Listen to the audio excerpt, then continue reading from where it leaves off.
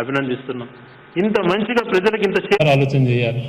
ఆ పెన్షనే కాకుండా ration card కూడా చేతికి ఇచ్చి పంపిస్తున్నారు. 2-3 రోజుల లోపలనే ఎవ్వరు కూడా పదే తిరగకండి, మీరు అప్లై చేసుకోండి, వెంటనే మేము పైకి పంపిస్తాం, అది అప్రూవల్ అవుతుంది, మీకే ఇంటికి తెచ్చిస్తాం అన్నటువంటి పరిస్థితి తెచ్చింది ప్రభుత్వం. అంటే నిజంగా చాలా గొప్ప విషయం.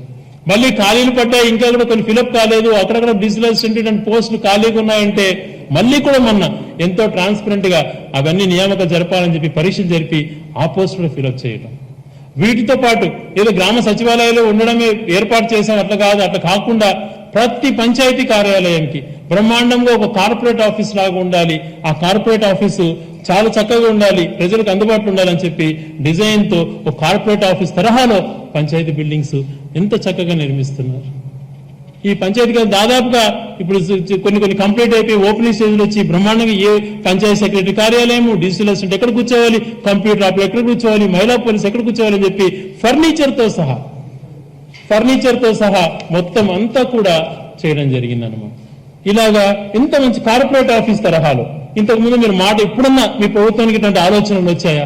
ఇంత మంచి బిల్డింగ్స్ లో కట్టడమే కాకుండా ఈ బిల్డింగ్స్ అన్ని కూడా వాళ్ళకు పేరు ఏ ఆఫీస్ ఎక్కడ కూర్చోవాలి, ప్రజలు వచ్చినప్పుడు ఎలా స్పందించాలి, ఆడ కంప్యూటర్స్ ఏర్పాటు చేయడంతో పాటు గతంలో మనం ఒక మండలానికి కాదు ఇటువంటి ఆఫీసు నియోజకవర్గ వ్యాప్తంగా కూడా లేని పరిస్థితులలో కూడా చూడలేకపోయినాం. అటువంటి పరిస్థితిని గ్రామానికి తీసుకొచ్చాడు జగన్మోహన్ రెడ్డి గారు. గ్రామానికి పట్టణంలో తీసుకుంటే వార్డుకు. ఇవి కాకుండా మళ్ళీ 2.5 లక్షల మంది వాలంటీర్లను ఎంత కించపరిచి మాట్లాడబోయాను ఆ టైంలో. వాలంటీర్లను సంచులు మోసే వాళ్ళకి 5,000 జీతం ఇచ్చి సంచులు మోయిస్తానన్న మాటలు మాట్లాడు. అది కాదయా, సంచులు మోస్తున్నారు, 5,000 జీతమో కాదు. వాళ్ళ బాధ్యతను గుర్తించావా? గ్రామీణ ప్రాంతాలలో కానీ పట్టణ ప్రాంతాలలో కానీ ఉన్నటువంటి యువత ఉద్యోగాలు జరగక పెడదోన పట్టకుండా వాళ్ళకు ఒక వాలంటీర్ అని చెప్పి 50 ఇళ్లు వాళ్ళకు బాధ్యత అప్పగించి ఆ 50 ఇళ్లలో ఏ ఒక్క సంఘటన జరిగినా మీరు చూసుకోవాలి, మీరు ఆ 50 ఇళ్లకు ప్రతి ఒక్కటి వాళ్ళకి అందజేయాలి అని చెప్పి వాళ్ళని పెట్టి వాళ్ళు ఎంతో చక్కగా మన వరద సమయాలలో కానీ అంతకు ముందు వచ్చినటువంటి కరోనా సమయంలో కానీ ఎప్పుడు ఏ విషయంలో కూడా వాళ్ళకి అప్పచెప్పిన బాధ్యత తూచా తప్పకుండా అమలు చేస్తూ వాలంటీర్ అని చెప్పి కాళ్ళ ఎగరేసుకొని వాళ్ళు తిరిగే పరిస్థితుల్లో వాళ్ళని తీసుకొచ్చింది ప్రభుత్వం. ఇవన్నీ కనపడలేదా? ఆ 2.5 లక్షల మందికి ఎంత డబ్బులు ఖర్చు అవుతున్న జీతాలు ఇవ్వడమే కాకుండా ప్రతి నెల 1వ తేదీ వాళ్ళకి జీతాలు ఇవ్వడమే కాకుండా వీళ్ళకు పంచాయతీ ఆఫీసులు ఎవరైతే ఉన్నారో వాళ్ళందరికీ కూడా గౌరవ శాలరీస్ తో పాటు మహిళలకైతే ప్రసిద్ధి సెలవులు ఇవన్నీ కూడా ఏదైతే ఆన్పార్ట్ గవర్నమెంట్ ఎంప్లాయీస్ అన్ని కూడా వెంటనే సంవత్సరం లోపలే వాళ్ళకి అన్ని కూడా చేయడం జరిగింది. ఇలాగ చేస్తూ వాళ్ళు కూడా వాళ్ళకు ప్రతి ఒక్కటి ఫ్రెండ్షిప్ ఉండాలి. ఒక గ్రామ ఆఫీస్కు ప్రజలు వచ్చినప్పుడు సంతోషంగా అతను పిలిచి మాట్లాడి అతను పని చేయించి పంపించాలి అన్నటువంటి ఆదేశాలు కదా మనం ఎప్పుడన్నా మనం చూసాము. ఏ ఒక్కరన్నా కూడా విపక్షత చూసేటువంటి పరిస్థితి అక్కడ కలుగుతుందా చెప్పండి? మీ ప్రభుత్వంలో ఎలాగుంది గత మీ ప్రభుత్వం? ప్రతి ఒక్కటి విపక్ష. జన్మభూమి కమిటీ మిమ్మల్ని అని పెట్టుకున్నారు, విపక్ష చూపించారు. మా వాళ్ళైతే రండి, వేరే వాళ్ళు రావద్దు అని చెప్పేటువంటి మాటలు మాట్లాడు. ఇదే ఆనాటి ముఖ్యమంత్రి నంద్యాల మీటింగ్ లో మాట్లాడుతూ నా పెన్షన్ తింటున్నారు, నేను వేసిన రోడ్లపైన నడుస్తానన్నటువంటి మాటలు ముఖ్యమంత్రి దగ్గర నుంచి ఈ రోజు ఎన్ని కార్యక్రమాలు చేసినా ఏ రోజు అటువంటి మాట మాట్లాడకుండా ప్రజలు ఎన్నుకున్న నాయకులు కాదు, మేము సేవకులం అని చెప్పి మాట్లాడే వ్యక్తి జగన్మోహన్ రెడ్డి గారు. ఇలాగ ప్రజాసేవ పరమావధి ప్రజలకు చేసేటువంటిదే ప్రభుత్వం ఎన్నుకోబడిన తర్వాత ఒక బాధ్యత ఉన్న తర్వాత ఆ బాధ్యత వ్యవహరిస్తూ ప్రతి ఒక్కటి ఎంత చక్కగా అమలు చేస్తున్నాడో మనం చూస్తున్నాం. ఇవన్నీ కనపడకుండా ఊరికే మాట్లాడడం. ఈరోజు 1వ తేదీ మళ్ళీ చూస్తున్నాం, గత సంవత్సరం పైనుంచి వాలంటీర్ వచ్చినప్పటి నుంచి అవ్వాతాతలకు తెల్లారకు ముందు ఇంటికి వెళ్ళడం పెన్షన్ 1,500 కోట్లు ప్రతి నెల 31వ తేదీకి డిస్ట్రిబ్యూట్ చేసి 1వ తేదీకి తెల్లవారకు ముందే ఇంటికి వెళ్ళి అవ్వాతాతలకు ఇచ్చేటువంటి పరిస్థితి. మీరు గత ప్రభుత్వంలో 1,000 రూపాయలు 5 సంవత్సరాలు ఇచ్చి లాస్ట్ 2 నెలలు 2,000 రూపాయలు మీరు ఇచ్చి ఏదో గొప్పలు చెప్పుకుంటున్నారు. మీ హ్యామ్లో ఎన్ని వస్తానండి పెన్షన్లు? 47 లక్షలు వచ్చేటి. ఈ రోజు 61,65,000 పెన్షన్లు ఇవ్వడం జరుగుతాం. ప్రతి నెల 1,95,000, 35,000, 40,000 ప్రతి ఒక్కరికి నిరంతర ప్రక్రియగా ప్రతి నెల పెరుగుతున్నటువంటి పెన్షన్లు ఇచ్చుకుంటూ పోతే పరిస్థితి. గతంలో గ్రామానికి ఒక పెన్షన్ వస్తే మీరు ఒక పెద్ద మీటింగ్ కండక్ట్ హడావిడి చేసేవారు. ఈరోజు నిరంతర ప్రక్రియ. ఎలిజిబిలిటీ ఉందంటే వారం రోజుల్లో అతనికి పెన్షన్ కార్డు అతనికి పోవడం, మంత్ ఫస్ట్ లో అతనికి పెన్షన్ వస్తూ ఉండడం. ఏ రికమెండేషన్ అవసరం లేదు, ఎవరు సిఫార్సు చేయాల్సినటువంటి పని లేదు, అర్హత ఉంటే చాలు అని చెప్పేటువంటి మాట. ఇది ప్రజలు కోరుకునేటువంటి ప్రభుత్వం. ఎంతసేపు బురజలేటువంటి కార్యక్రమాలు కాదు, ఇటువంటి కార్యక్రమాలకు ప్రాధాన్యతనివ్వండి. ఉదాహరణకి వాలంటీర్ వ్యవస్థ మీరు పదే పదే కించమేసి మాట్లాడతారు, వాళ్ళు ఎంత ఉపయోగపడ్డారు అటువంటిది మీకు కొన్ని ఉదాహరణలు మీరు చూసుకుంటే, గతంలో కరోనా సమయంలో మనము ఇవ్వాల్సినటువంటి ఆయుష్ మాత్రలు ఇవ్వాలి, ఇవి ఎలాగా మనము చేయగలుగుతామో, ఒక 20 రోజులు పడుతుందా నిలబడుతుందని ఆలోచించే పరిస్థితి అధికారుల నుంచి. కాదండి, ఖచ్చితంగా మేము 3 గంటలు లైవ్ చేస్తామని చెప్పాం. నిజాకరణ వ్యాప్తంగా కరెక్ట్గా 2 గంటల్లో వాలంటీర్స్ ప్రతి ఇంటికి ఆయుష్ మాత్రలు చేర్చినటువంటి ఘనత. అంటే ప్రతి ఇంటికి రాష్ట్ర వ్యాప్తంగా ఈరోజు ఏదైనా ప్రభుత్వం సంకల్పించిందంటే 2 గంటల్లో పట్టణ వాలంటీర్లు కానీ గ్రామ వాలంటీర్లు కానీ 2 గంటల్లో ప్రతి ఇంటికి వెళ్ళి మెసేజ్ కానీ వాళ్ళకి చేరవలసింది చేర్చేటువంటి పరిస్థితి వ్యవస్థ మనకు ఉండడం అభినందనీయం. ఇది నేను చెప్పినటువంటి మాట కాదు, స్వయంగా ప్రధానమంత్రి గారే అభినందించారు. ఆంధ్ర రాష్ట్రంలో ఉన్నటువంటి వ్యవస్థ బ్రహ్మాండమైనటువంటిది. అక్కడ ఏర్పరిచినటువంటి గ్రామీణ వ్యవస్థ, పెన్షన్లు ఇవే కాక వాలంటీర్ వ్యవస్థే కాకుండా సచివాలయ వ్యవస్థ కూడా అతి అద్భుతంగా ఉందని చెప్పి మాట్లాడినటువంటిది మనం విన్నాం. ఇవి కనపడుతున్నాయి, వీళ్ళకు కనపడవు. లేదు, మేము కేవలం బురజల కార్యక్రమాలు చేస్తామని మాట్లాడుతుంటాం. ఇవన్నీ కూడా మేము పట్టించుకోదలుచుకోలేదు. ఏదైతే సంకల్పించాం, ఏదైతే ప్రజలకు చేయాలన్నటువంటి దానిపైన ఎప్పుడు ముందడుగు వేసుకుంటూ ప్రజలే మా పరమావిధి అనుకుంటా, ప్రజల యొక్క ఏదైతే మనం మాట చెప్పామో ఆ మాట తప్పకుండా అన్ని చేయాలన్నటువంటి విధానంతోనే మా గౌరవ ముఖ్యమంత్రి గారు వెళ్తున్నారు. ఓ పక్కన సచివాలయ వ్యవస్థ అంత బ్రహ్మాండంగా సంవత్సరం పూర్తి చేసుకోబోతాం, మరొక పక్క రైతు భరోసా కేంద్రం, అవి ఎంత చక్కటి వ్యవస్థ. ఈరోజు ఏ డేట్ అయితే చెప్తాడో రైతుకు మద్దతు ధర అన్నట్టు ప్రకటించడం, అక్కడ ఒక వ్యవసాయానికి ప్రతి ఆఫీసులో ప్రతి రైతు భరోసా కేంద్రంలో అధికారులు ఉండడమే కాకుండా ఒక కియాస్క్ ఏర్పాటు చేయడం, అక్కడి నుంచే రైతుకు కావాల్సినటువంటి పంటలు ఎక్కడైనా ఆర్డర్ చేసుకోవచ్చు, ఎరువులను ఆర్డర్ చేసుకునే పరిస్థితి. వీటి అన్నిటికంటే ముఖ్యమైనటువంటిది అక్కడే కొనుగోలు కేంద్రాలను, రైతు భరోసా కేంద్రాలను కొనుగోలుగా మార్చినటువంటి చరిత్ర మా ముఖ్యమంత్రి గారు. ఎంత చక్కటి వ్యవస్థ అండి. ఆ కొనుగోలు కేంద్రాలు ఏర్పాటు చేయడం వలన రైతులు ఎవ్వరు కూడా ఇబ్బంది పడేటువంటి పరిస్థితి ఉండదు. ఈ రోజు డిక్లేర్ చేసేస్తారు మద్దతు ధర, ఏ పంటకి ఏ ధర అన్నటువంటిది. ఒక చిన్న ఉదాహరణ మనం తెలుసుకున్నప్పుడు, గతంలో గ్రామీణ ప్రాంతాల్లో పంట పండించుకున్నప్పుడు దళారులు వచ్చేసి రైతుల దగ్గర చాలా తక్కువ ధరకు కొన్ని వాళ్ళు అమ్ముకున్న తర్వాత పూర్తిగా అంతా అయిపోయిన తర్వాత ధరలు పెరిగేటివి, తర్వాత కన్నీళ్లు పెట్టే పరిస్థితులు ఎన్నో మనం చూస్తాం. కనీసం పెట్టుకున్నటువంటి తను ఏదైనా పంట పెట్టుకున్నప్పుడు ఆ వేసుకునే విత్తనంకాయ కొన్న ధరలో అర్ధ భాగం కూడా అమ్ముకునే పరిస్థితి లేకుండా ఉండేది. ఈరోజు అలా ఉందా చెప్పండి? ఈరోజు ప్రతి ఒక్క రైతు పండించిన పంటను ముందే పంట డిక్లేర్ చేస్తున్నారు, రేట్ డిక్లేర్ చేస్తున్నారు. ఎంత సంతోషంగా రైతు ఉన్నాడు. ఒక ఉదాహరణ తీసుకున్నప్పుడు ఒక వేరుశనగ పంట గతంలో పెట్టుకుంటే 40 కేజీల బస్తా రైతు పంట వేసేటప్పుడేమో 3,000కి ఇతను 2,500కి 2,300కి కొంటాడు, అమ్మే సమయానికి 1,400 రూపాయలు కొనేవాళ్ళు.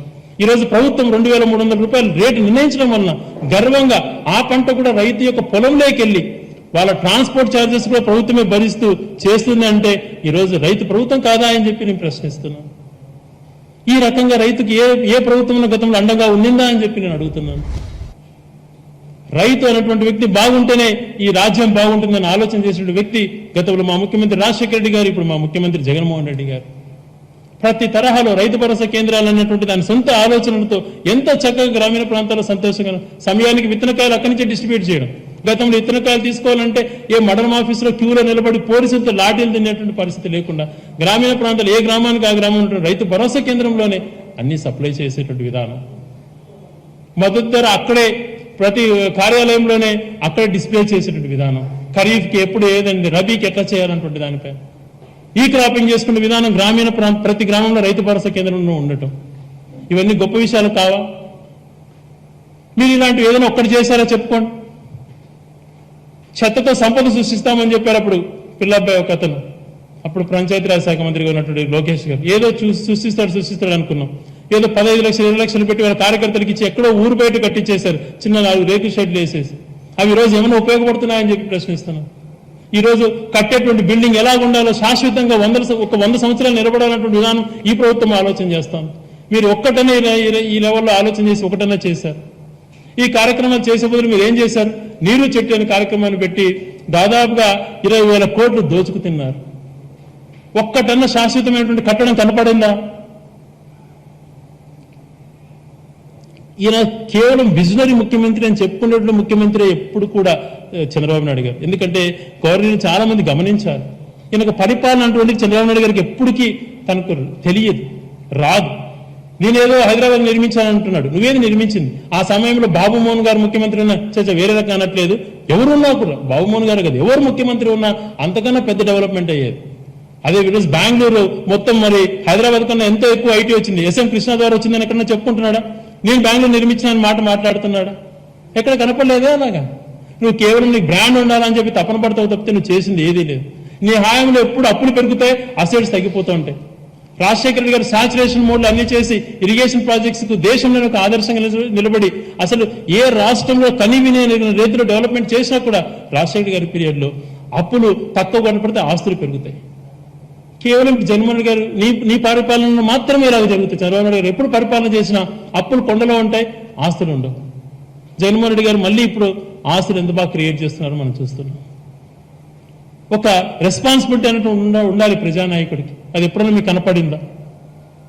అదే రకంగా గ్రామీణ ప్రాంతాల్లో మార్చికి అన్ని కూడా కంప్లీట్ అయిపోతాయి. మన హెల్త్ క్లినిక్స్ బ్రహ్మాండమైనటువంటి దాంట్లో అక్కడ కంపల్సరీ ఒక ఏఎన్ఎం ఉండాలి, ఒక నర్సు ఉండేటువంటి విధంగా అక్కడ నిర్మించి ఒక భవనం ప్రతి పంచాయతీ కార్యాలయంలో ఎక్కడైతే పంచాయతీ ఆఫీస్ ఉంటుందో, ఎక్కడైతే రైతు భరోసా కేంద్రం ఉంటుందో దాని చుట్టుపక్కల అక్కడే హెల్త్ క్లినిక్ కూడా పెట్టడం. ఆ హెల్త్ క్లినిక్ కూడా బ్రహ్మాండమైనటువంటి పర్మనెంట్ స్ట్రక్చర్తో నిర్మిస్తుండడం. ఇవన్నీ కనపడు. అర్బన్ సెంటర్స్ కూడా మన టౌన్ ఏరియాస్లో అర్బన్ సెంటర్స్ కూడా తీసుకుంటున్నారు, అర్బన్ హెల్త్ సెంటర్స్ కూడా. అదే రకంగా గతంలో ఉన్నటువంటి పిహెచ్సిలన్నింటినీ కూడా ఆధునీకరించేందుకు నాడు నేడు కింద 1000 కోట్లు ఖర్చు పెడుతూ బ్రహ్మాండమైనటువంటి హాస్పిటల్స్ అన్ని అభివృద్ధి చేసిన విధానం. మెడికల్లో అయితే ఒక విప్లవం. చరిత్రలో ఎవరు ఊహించిన విధంగా 1000 కొద్ది డాక్టర్లను పోస్టులు ఫిలప్ చేయడమే కాకుండా ఏఎన్ఎంలు గతంలో ఉన్నటువంటి పోస్టులు అన్ని ఖాళీలు ఉన్నటువంటివే కాకుండా కొత్త పోస్టులు ఎక్కడ వేకెంట్ ఉండకూడదని చెప్పి అన్ని పోస్టులు ఫిలప్ చేసినట్టు ఈ ప్రభుత్వం. నువ్వు ఎడ్యుకేషన్ పరంగా ఏమైనా చేసావంటే ఏం లేదు. న్యాయంలో ఒక్క మెడికల్ కాలేజ్ కట్టావు, గవర్నమెంట్ మెడికల్ కాలేజ్ ఒక్కటి చెప్పు నువ్వు పేరు. గతంలో రాజశేఖర రెడ్డి గారు ఉన్నప్పుడు 4 మెడికల్ కాలేజీలు కట్టారు. ఇప్పుడు మన గౌరవ ముఖ్యమంత్రి గారు 16 కొత్త మెడికల్ కాలేజీలు కట్టబోతున్నారు. ఇది చరిత్ర. ఇలాంటివి చరిత్ర అంటారు. ట్రైబల్ ఏరియాస్లో అసలు ఎవరు ఊహించుకోలేదు అటువంటి ఏరియాస్లో కూడా పాడేటువంటి ఏరియాలో మెడికల్ కాలేజీలు నిర్మిస్తున్నటువంటి ఘన చరిత్ర ముఖ్యమంత్రి గారు. కోవిడ్ని ఎంత చక్కగా ఎదుర్కొన్నారో దేశమంతా కూడా అభినందిస్తాం. ఏవి కనపడవు, కేవలం విమర్శ చేయాలి. ఇంకా వెల్ఫేర్ గురించి చెప్తే ఈ ప్రెస్ మీట్ నేను రేపటి వరకు మాట్లాడాలి. అసలు తీసుకున్నటువంటి స్కీమ్స్ తీసుకున్న వాళ్ళే మర్చిపోతున్నారు ఆ స్కీముల పేరు అన్ని. ప్రతి ఒక్కరికి నిరుపేదకు ఎటువంటి దళారులు లేకుండా డైరెక్ట్గా ఎలిజిబిలిటీ ఉన్న వాళ్ళకు వాళ్ళ బ్యాంక్ అకౌంట్లో పడుతుంది. ఏ తీసుకున్నా చేయుత తీసుకోండి, ఆసరా తీసుకోండి, రైతు భరోసా తీసుకోండి, రజకులకు ఇచ్చినటువంటి న్యాయబ్రాహ్మణులకు ఇచ్చిన నేతన్న హస్తం, ఫీజు రియంబర్స్మెంట్, విద్యా దీవెన, జగనన్న విద్యా దీవెన, జగనన్న వసతి దీవెన, ఇలాంటివన్నీ కూడా ప్రతి ఒక్కటి క్యాలెండర్ ఇచ్చి షెడ్యూల్ ప్రకారం వాళ్ళ అకౌంట్లో వేసాం. గతంలో ఎప్పుడన్నా చూసామా? మీకు అభినందించడం చేత కాదు, కేవలం బురదలేటువంటి కార్యక్రమాలు చేస్తున్నారు. మీరు చేసేటువంటి కార్యక్రమాలు ఏంటంటే మీ తాబేదాన్ని రెచ్చగొట్టి అక్కడ మీరే దాడి చేయించి ఆ దాడి ఇంకొకరిపైన నెట్టడం మనం చూసినాం చిత్తూరు సంఘటన. అదే రకంగా దేవాలయాలలో కూడా ఇది ప్రభుత్వానికి ఏ రకంగా చెడ్డపేరు అనేసి మీ వాళ్ళే పోయి అక్కడ చేయడం, ప్రభుత్వం పైన బురదలేటువంటి కార్యక్రమాలు చేస్తాను. మళ్ళీ మీ పేపర్లలోనే రాయడం ఆంధ్రప్రదేశ్లో ఎక్కువ ఘర్షణలు జరుగుతున్నాయని. ఎక్కడ గతంతో పోలిస్తే ఇప్పుడు ఎంత ప్రశాంతంగా ఉంది. మీ హయాంలో ఎంతమంది నిర్దాక్షిణంగా మీరు చంపారు. కర్నూలులో నారాయణ రెడ్డి కానీ, అనంతపూర్లో ఒక ఎంఆర్ఓ ఆఫీస్కి పిలిచి నరకటం, ఇవన్నీ మీ హయాంలో జరిగినటువంటి అంశాలు. మీ హయాంలో ఎప్పుడో లా అండ్ ఆర్డర్ ఉండిందా? స్వయంగా నువ్వే ముఖ్యమంత్రిగా ఉండి కూడా నిన్ను నువ్వు రక్షించుకోలేని పరిస్థితి లేకపోయినావు. నీ హయాంలో హోంమంత్రి మాధవరెడ్డిని చంపే అది నీ హస్తం ఉందంటారు, ఎంతమంది నాకు తెలియదు, కానీ అప్పుడు జరిగింది. తర్వాత ఒక సిట్టింగ్ ఎమ్మెల్యే, ట్రైబల్ ఎమ్మెల్యే గారిని అక్కడ కాల్చి చంపారు. నీ హయాంలో లా అండ్ ఆర్డర్ ఉండిందా? అసలు ఏ క్వశ్చన్ కంట్రోల్ చేయగలిగావా? ఇక్కడ లా అండ్ ఆర్డర్ చాలా స్ట్రిక్ట్ గా ఉంది. పోలీసు అధికారులకు ఒకటే ఆదేశాలు ఇచ్చారు ముఖ్యమంత్రి గారు, పార్టీలు చూడొద్దు, నాయకులు చూడొద్దు, పదవులను చూడొద్దు, ఎవరు తప్పు చేస్తే వాళ్ళని శిక్షించండి అన్నటువంటి ఆజ్ఞ గతంలో మనం విన్నాము. ఎందుకు ఇవన్నీ మీకు కనపడవు? ఎవరిని చూడకండి. ఏ గతంలో నువ్వేమనేవాడివి, ఏదైనా విచారణ జరుగుతుందంటే సిబిఐ నిన్న రానియను, తరిమి కొడతాను అన్నటువంటి మాటలు ఎప్పుడన్నా విన్నామా? ఒక ముఖ్యమంత్రి మాట్లాడే మాటలేనా ఇవి? ఈరోజు అంతర్వేది సంఘటన జరిగితే సిబిఐ ఎంక్వైరీ కావాలంటే వెంటనే సిబిఐ ఎంక్వైరీ ఇచ్చినటువంటి నాయకుడు జగన్మోహన్ రెడ్డి గారు. ఏ సంఘటన పైన ఎటువంటి దర్యాప్తుకైనా వెనుకాడము అని చెప్పి, మేము అవినీతి చేయలేదు, ధైర్యం ఉంటే నిరూపించండి అంటారు. అవినీతి తీసుకొచ్చి నిరూపిస్తే స్టే తెచ్చుకోవడం, మళ్ళా బురదలేటువంటి కార్యక్రమాలు చేయటం. మీకు ధైర్యం ఉంటే అవినీతి పైన ఇప్పుడు జరిగినటువంటి ఎంక్వైరీల పైన మీ స్టేలన్నీ వెకేట్ చేయించుకోండి. ఎంక్వైరీ చేస్తే మీ బండారాలన్నీ బయటపడతాయి. ఎందుకు ఇలాంటివి చేస్తున్నారు? నిన్న మాట్లాడే గౌరవ ముఖ్యమంత్రి మాజీ ముఖ్యమంత్రి చంద్రబాబు నాయుడు గారు కేసు ఏదో విత్డ్రా చేసుకున్నారంట, అందులో నా పేరు కూడా చదివాడు ఆయన. అయ్యా, నువ్వు పెట్టిన కేసు ఎటువంటిదంటే, ఒక హాస్పిటల్ ప్రజలకు ఏదైతే హాస్పిటల్ అవసరం అనుకుంటుందో ఆ హాస్పిటల్ నిర్మాణం అయిన తర్వాత కలెక్టర్ గారి పర్మిషన్ తో గౌరవ మా పార్లమెంట్ సభ్యులు నేను ప్రోటోకాల్ ప్రకారం అక్కడ ఆఫీసర్స్ తో అది ఓపెన్ చేస్తే టీడీపీ కార్యకర్త మేము ట్రెస్పాస్ చేసామని కంప్లైంట్ ఇస్తే మా పైన కేసు పెట్టేటువంటి నీచ చరిత్ర మీది. అటువంటి తప్పుడు కేసులు, పొలిటికల్ కేసులు మీరు పెట్టింది. ఇప్పుడు మీరు చేస్తున్నటువంటివి ఏంటి? అచ్చెన్నాయుడు గారితో 200 కోట్ల స్కాము, లేకపోతే ఆయన మన మచిలీపట్నం లీడరు హత్య సంఘటనలు జరిగిన హత్య దాంట్లో నిరూపినటువంటి వ్యక్తి, ఇట్లాంటివి కాదు. స్వయాన్ని మీ బామర్ది బాలకృష్ణ గారు హత్యాయత్నం కేసులో కూడా కేసు పెట్టారు. అటువంటివి కేసులు, పొలిటికల్ కేసెస్ ను మా పైన పెట్టించేసి అది ఆనందం పొందడం కాదు. ఈ ప్రభుత్వం ఎప్పుడు కూడా లా అండ్ ఆర్డర్ లో ఎవరిని ఉపేక్షించేది లేదు. తప్పు చేసిన వాడు ఎవడైనా సరే వాడి శిక్ష పడేటువంటి విధానమే మా విధానం. అటువంటిది మా ముఖ్యమంత్రి గారు పదే పదే కూడా చెప్తున్నారు. స్కూల్ సిస్టంలో అసలు విద్య అనేటువంటిది బాగా అభివృద్ధి చెందాలని, పిల్లలకు రాబో రోజుల్లో అక్టోబర్ 5 నుంచి ఒక యూనిఫామ్, 3 జతల యూనిఫామ్తో పాటు బ్యాగ్స్, నోట్ బుక్స్, పెన్సిల్స్, వాళ్ళకి సంబంధించినటువంటి వస్తువులన్నీ ఇవ్వటం, సాక్స్తో సహా, షూస్ సాక్స్తో సహా. గోరుముద్ద అని చెప్పి మెనూ తయారు చేసి రోజు వాళ్ళకు పెట్టేటువంటి మధ్యాహ్న భోజనం, నాడు నేడు కింద కార్పొరేట్ తరహాలో గవర్నమెంట్ స్కూల్స్ అభివృద్ధి చేయటం. ఇలా చెప్పుకుంటూ పోతే ఎన్నేం చెప్పాలి? ఒక సంవత్సరంలో ఇంత మార్పు తీసుకొస్తే మీకు కనపడలేదంటే నేనేం చేయాలి? ఎంతసేపు ఏదో సంఘటనను తీసుకొచ్చి ఏదైనా అభివృద్ధి కార్యక్రమం జరుగుతుందని చెప్పి ప్రజల్లో ఎక్కడ మంచి పేరు వస్తుందని చెప్పి తప్పుదోవ పట్టించడానికి వేరే అంశాలను తీసుకొని వచ్చి మాట్లాడుతున్నావు. నువ్వు నిజంగా ప్రతిపక్ష పాత్ర పోషించేవాడు అయితే, ఎందుకంటే నీకు ఇప్పుడున్నటువంటి స్ట్రెంత్ ప్రకారం ఎమ్మెల్యేలు తీసుకుంటే నువ్వు ప్రతిపక్ష హోదా కూడా కోల్పోయావు, ప్రతిపక్ష హోదా లేదు. కానీ ఒక అపోజిషన్ పార్టీ లీడర్గా, నువ్వు ఒక పార్టీ లీడర్గా ఈ ప్రభుత్వం అమలు చేస్తున్నటువంటి సంక్షేమ కార్యక్రమాలు కానీ, రైతులపైన మేము చేస్తున్నటువంటి మంచి కార్యక్రమాలలో ఎక్కడైనా లోపాలుంటే మీరు చూపించు. ఆ లోపాలపైన మాట్లాడు, ఖచ్చితంగా సరిదిద్దుకుంటుంది ప్రభుత్వం. అక్కడ లోపాలు లేవు కాబట్టే భయపడి ఏ రకమైన ప్రభుత్వం పైన బురద జల్లాటువంటి కార్యక్రమాన్ని నువ్వు నీ ఎల్లో మీడియా ప్రయత్నం చేస్తావు. ఇది కరెక్ట్ కాదు. మనకు ఒక బాధ్యత ఉంటుంది. ఆ బాధ్యత ప్రకారం మనం పోయినప్పుడే ప్రజలు హర్షిస్తారు. ఇది గుర్తుపెట్టుకోకుండా కేవలం నీ యొక్క భజన మోయటానికి నువ్వు చేసేటువంటి గ్లోబల్ ప్రచారానికి మద్దతు ఇచ్చేటువంటి చేసుకుంటూ పోయి అదే కరెక్ట్ అనుకుంటే ప్రజలు అయితే నమ్మరు. గతంలో గుణపాఠం చెప్పారు, మళ్ళీ గుణపాఠం చెప్తారు. పదే పదే చెప్తున్నాను, ఈ ప్రభుత్వం చిత్తశుద్ధితో పనిచేస్తుంది, ప్రజల కోసం పనిచేస్తుంది. గ్రామీణ వ్యవస్థకు సంవత్సరం, సచివాలయాల వ్యవస్థకు నాంది పలికి భారతదేశంలో ఒక చరిత్ర సృష్టించినటువంటి సచివాలయ వ్యవస్థ సంవత్సరం కాబోనందుకు సచివాలయ ఉద్యోగస్తులందరికీ వారు మా ముఖ్యమంత్రి గారికి మరొకసారి అభినందిస్తున్నాం.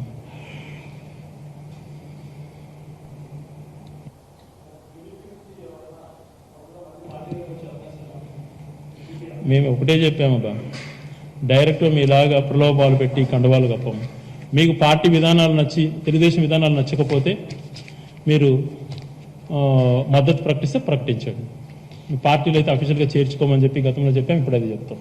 వాళ్ళకు ఆ అవతల పార్టీ విధానాలు నచ్చక జగన్మోహన్ రెడ్డి గారు ఏవైతే కార్యక్రమాలు బాగా చేస్తున్నారు అని చెప్పి వాళ్ళతో కొన్ని మనసు అన్అఫీషియల్గా మాకు సపోర్ట్ ఇస్తామని వాళ్ళు ముందుకు వచ్చినప్పుడు, అన్అఫీషియల్గా అన్నాను నేను, వాళ్ళకు నచ్చి మేము సపోర్ట్ చేస్తామన్నప్పుడు అది వాళ్ళకు ప్రేమ ఉన్నదాన్ని బట్టి మేము కాదన్నాం.